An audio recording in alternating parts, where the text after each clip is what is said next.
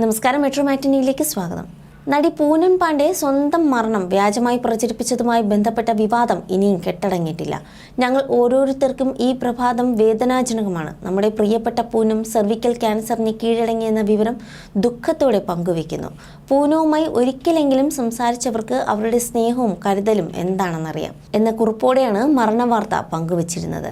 Cervical ക്യാൻസറിനാൽ മരിച്ചുവെന്ന ഔദ്യോഗിക അക്കൗണ്ടുകൾ വഴി അറിയിച്ച നാടിനെ ഞെട്ടിച്ച നടി പിന്നീട് താൻ മരിച്ചില്ലെന്നും ഇത് ക്യാൻസറിനെതിരായ ബോധവൽക്കരണമാണ് എന്നും പറഞ്ഞാണ് പിന്നീട് തിരിച്ചു വന്നത്. സമൂഹത്തിന്റെ വിവിധ മേഖലകളിൽ നിന്നും നടിക്കെതിരെ വിമർശനം ഉയർന്നിട്ടുണ്ട്.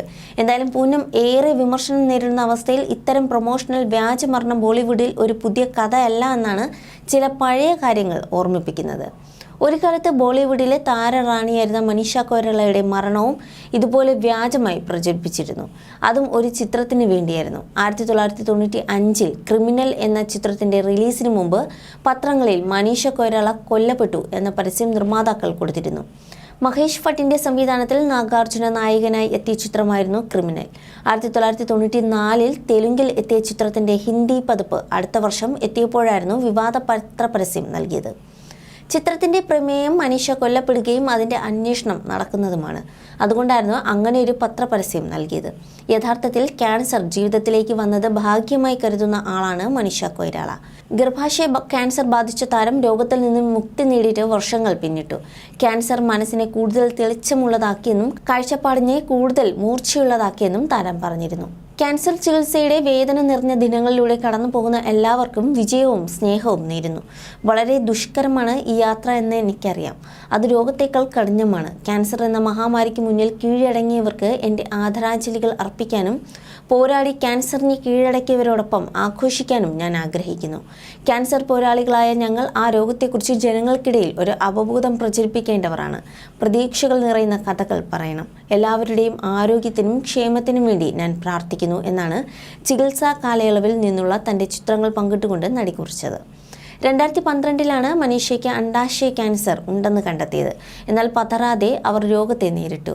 ഒരു വർഷത്തോളം നീണ്ട ക്യാൻസർ പോരാട്ടത്തിനൊടുവിൽ അവർ ജീവിതത്തിലേക്ക് തിരിച്ചെത്തി.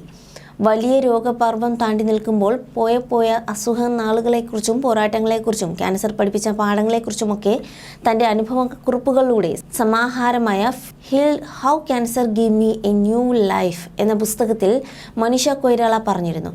5 വർഷത്തിനു ശേഷം പ്രിയാമായ എന്ന ചിത്രത്തിലൂടെ സിനിമാ ലോകത്തേക്കും അവർ തിരിച്ചു വന്നു. നെറ്റ്ഫ്ലിക്സ് പരമ്പര ലെസ് സ്റ്റോറീസ്, രാജ്കുമാർ ഹിരാനിയുടെ സഞ്ചു, മാസ്ക് എന്നീ ചിത്രങ്ങളുടെയും ഭാഗമായി.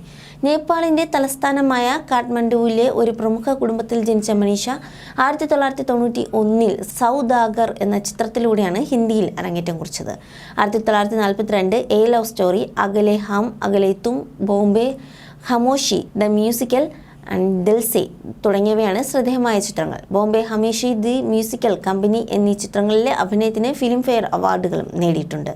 You're watching me and you're watching me on metromatney.com. on metromatney.com.